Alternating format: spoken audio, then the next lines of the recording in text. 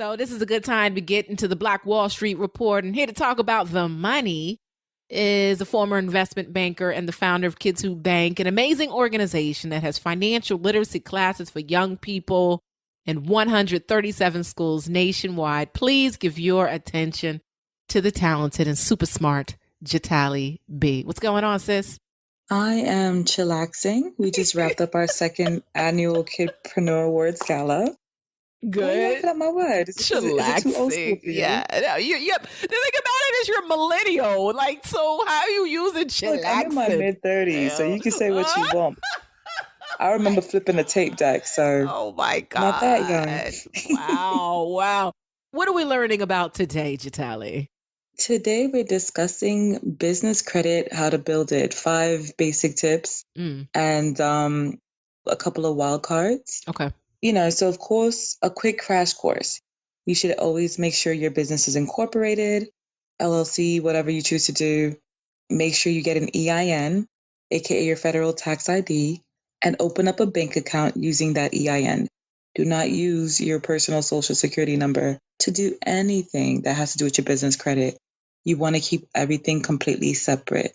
I mean, those are basics, but I can't tell you how many times I've seen those mistakes. So I just had to recap them. Nice. So now we're jumping into our 5 tips. Nice. 1, get a business phone number. Your personal number, your Google Voice number is not the best option. It is not professional, to say the least, when you're looking for investors to invest in your business, or if you're looking for grants that you're going to be applying online. This is one of those little petty things that they look at.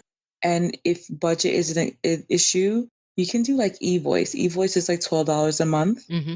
And if you have a little bit more that you want to put and you want to get bougie and get like a 212 number or some specified 800 number, there's companies like Grasshopper. Why is 212 a bushy? Why is that bushy? Why are you, that's a little shade you threw right there if you want to get No, it's bushy. Funny. A lot of people in the business world, if you live in New York City, it's like if you have a 212 number and you're a newer establishment, they're like, ooh, you must have been around for a while. Or like, there's this preconceived notion of 212.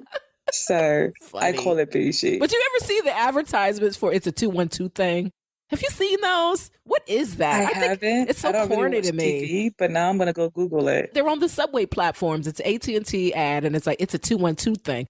And there are all these Black folks who look like they're in the hood, standing in front of the chicken spot, standing in front of Coney Island, and at the bottom it takes the Long Island Railroad. I've never seen that. It's so corny. And at the bottom it says it's a 212 thing. And I'm like, first of all, what does that mean? I don't know.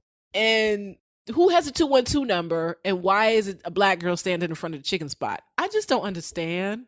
I guess that's talking about gentrification, maybe? Who did this business plan? Like, are they in New York? Because anyway, it's a 212 After you thing. told me about that commercial, all I'm going to say is maybe I need to start writing jingles. It's not even a commercial. It's a subway ad. And yeah, it's everywhere. It's a 212 thing. This is me, 212 thing, chilling in front of the chicken spot. And this is me at Coney Island. And this is me with the graffiti in the background. You're killing me. It's so corny. Who did that? Diversify your ad rooms. I'm sorry, I digress. This is about business. And back to number 2. So number 1 was get a real professional business phone number. Right. Whether you eVoice or you use Grasshopper or whatever company you prefer. Nice. Google Voice does not count, because if I call you to give you a grant or give you money, invest in your business, and I notice that you have the Google Voice subscriber you have just called, I might be like, who am I giving my money to? Okay. Second tip, get an address that is not your home address. If you're, first off, on a personal safety level, you don't really want the world having your personal address. Facts. So get an actual physical address, right? Okay, good. Big investors are going to Google. When you put down an address for your business, they're going to Google it. So one of the ideas, if you don't have a brick and mortar office, is for a cheaper amount, you can get a virtual office address where your business mail and everything can go to, and you can have it forwarded to your home. So if you're in New York, NYCvirtualoffice.com is one of the places you can get a virtual office. And if you're somewhere else, like in the US, DaVinciVirtual.com is very good. Da Vinci? Virtual.com. Like Leonardo da Vinci? Yes. I'm going to look that up. Yeah. DaVinciVirtual.com. Okay.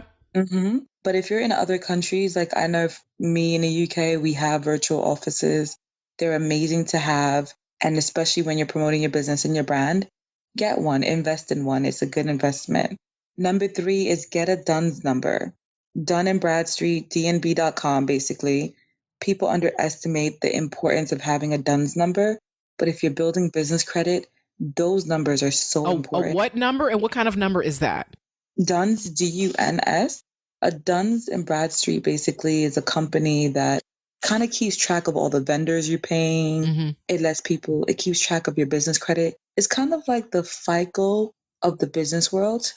And you enroll with them. It's free to enroll with them. There are different tiers, but those different tiers you'd have to pay for. But the initial tier of just telling them that here, this is your business, this is your EIN, this is your payment history, your vendor, they keep track of all of that. And they have something called Paydex. Now, Paydex is a business credit score. It ranges from 0 to 100. And that is basically the credit score that companies, whether it's a grant or if you're bidding for a job or if you're looking for a business credit card, that's the number that they look at and they pull if you don't want to use a social security card. So if you don't want to use personal social, you need to make sure you build your Paydex. And building your Paydex is with DUNS. So that's one of the quickest ways you can do that. Dope. All right. So people just really highly underestimate that. Number 4, now these 2 tips are really going to be for the crew that if you already know everything else I said, these are usually the things that are kind of left out. These 2 tips come from one of my homegirls, Sabrina Abraham of FinCo Tech. She's really awesome when it comes to building business credit and teaching people coding. But she always talks about trade lines and the importance of trade lines. She's correct. Trade lines are a necessary. What are trade lines? It's basically like business credit, different kinds of business credit. Let's say if you have a vendor, Uline, or if you go to Home Depot as a business card would be considered a trade line. So it's like even with your personal credit. A line of credit. It's basically a line of credit showing your history, how long you've had it, things of that nature. Some people purchase fake trade lines, which are temporarily on their business credit for like 2 to 3 months. That is an option if you're trying to do something quick as a quick flip. But I predominantly say get a permanent trade line that you can use. So 2 trade lines that she's mentioned that I notice are really good, Uline and Quill. Spell Those that. are 2 good ones to start. ULINE, Uline, and Quill, QUILL. So those 2, even if you have no business credit and you're just starting off, they tend to approve a lot of people. And the last tip, but not least, make sure you're putting money daily or weekly into your business bank account. It is paramount that they notice that you're putting in money. It doesn't even matter if you put in the money today and you literally pull it out later on that night. They need to see transactions of what's coming in. Who's they? Business creditors, whoever is potentially going to give you money, grants, whoever's looking into your background. Even the banks themselves, like let's say if you want to get a Wells Fargo business credit card, they're going to look at your bank statements and say how many deposits you're making, which is why you'll notice when you open up your thing, it usually Wells shows Fargo, you boo. deposits. Wells Fargo, Well, boo. yeah, I'm not a fan necessarily of Wells Fargo. They funded the pipelines, to Dakota pipeline, the Dakota Access pipeline. No, boo. Oh, that's horrible. I got rid of them because of that.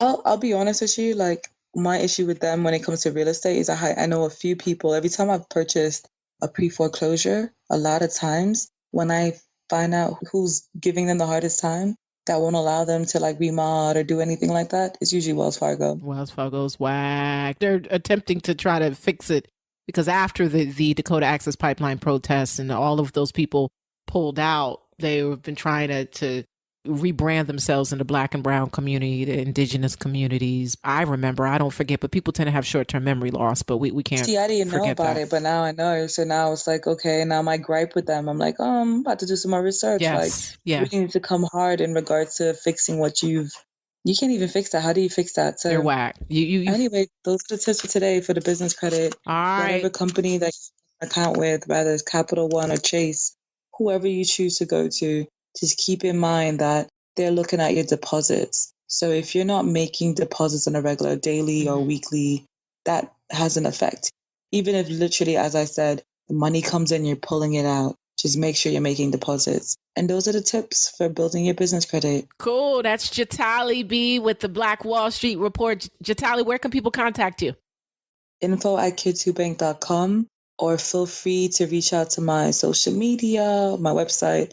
Everything is Kids Who Bank. Kids Who Bank. Thanks, Jatali. All right. Talk to you soon.